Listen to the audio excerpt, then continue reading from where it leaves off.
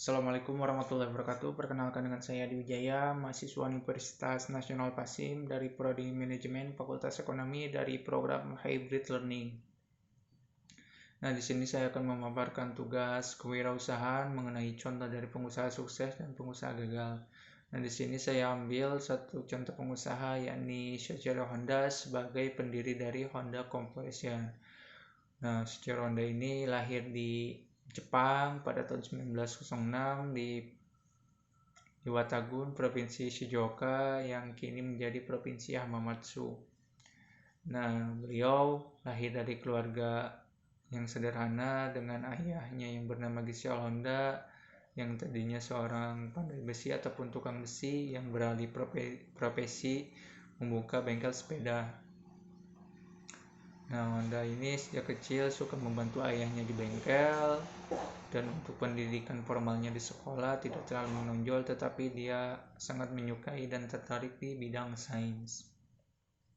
Ringkas cerita, saat umur 12 tahun Honda lulus dari sekolah SMP-nya dan kembali ke kampung halamannya, dan dia tidak sengaja membaca majalah The World of Will yang dibeli ayahnya, dan dia sangat tertarik dengan majalah yang ia baca, dan tanpa sengaja dia membaca lowongan pekerjaan yakni membutuhkan seorang montir di bengkel yang ada di Tokyo.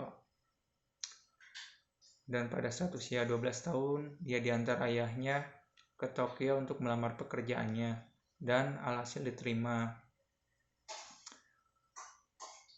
Dan di bengkel tersebut dia menjadi pekerja yang sangat muda, dan juga dia digaji sangat rendah di bengkel tersebut. Tapi dia tidak menghiraukan itu dan pantang menyerah dalam pekerjaannya. Dia sangat ulet dan teliti, dan dia dikenal sangat bekerja keras di dalam pekerjaannya, dan dia selalu mengutamakan kepuasan pelanggan. Nah, dari situ pemimpinnya atau yang mempunyai bengkelnya itu melihat dia dari kerja kerasnya dia, disiplinnya dia, dan banyak feedback dari pelanggan. Pemimpinnya itu menawari beliau untuk memegang salah satu cabang bengkelnya. Dan alhasil dari situ dia sangat semangat dan lebih bekerja keras lagi dan lebih giat lagi dalam memegang bengkel yang dia pegang.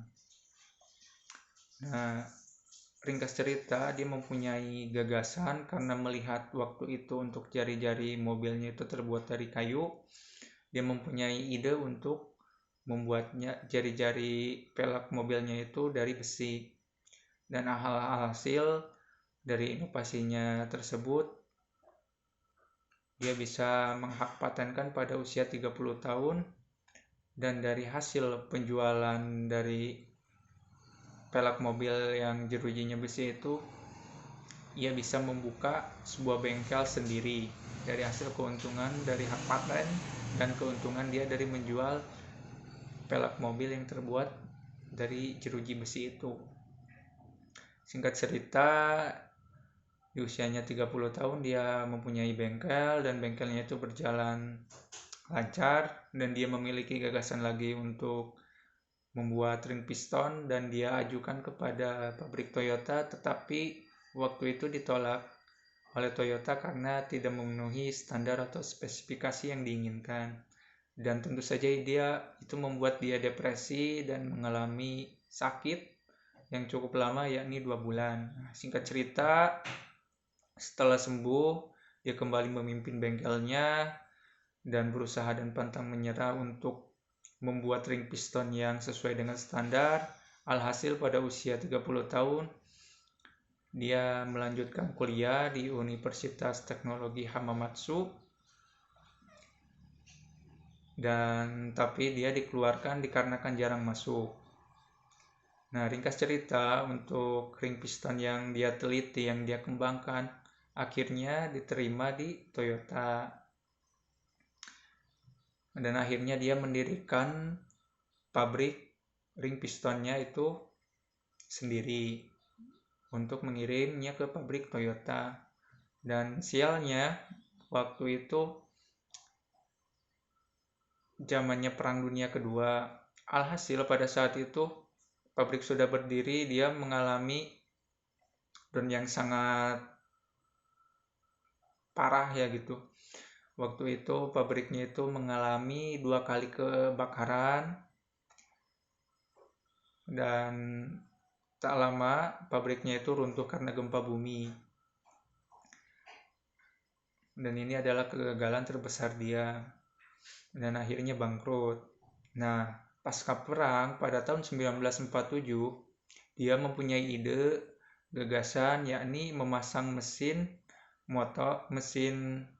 pada sepeda. Nah, mesin pada sepeda ini merupakan cikal bakal dari terlahirnya motor Honda.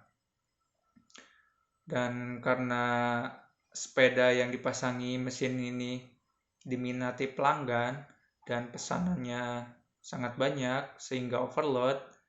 Nah, akhirnya dari semua keuntungan yang dia terima, dia membuka atau mendirikan pabrik Honda pada tahun 1947 untuk pertama kalinya. Nah, dari sini pabriknya Honda ini menjadi primadona ya di dunia atau di dunia industri.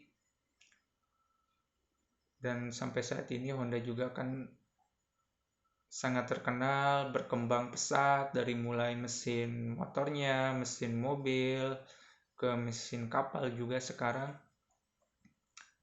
sudah besar.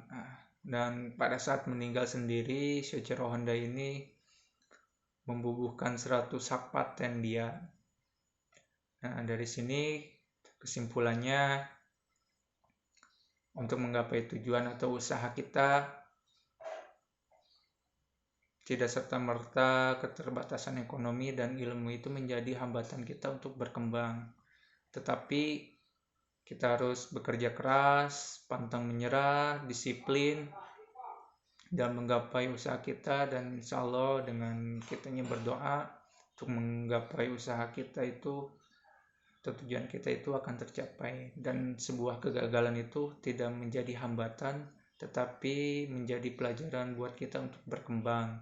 Begitupun dengan kritik atau saran dari orang lain itu, kita harus menerimanya dengan lapang dada, dan itu bisa kita kaji lagi untuk kita berkembang dan diambil hal-hal baik dari kritik atau saran tersebut. Nah, sekian apa yang bisa saya sampaikan. Wassalamualaikum warahmatullahi wabarakatuh.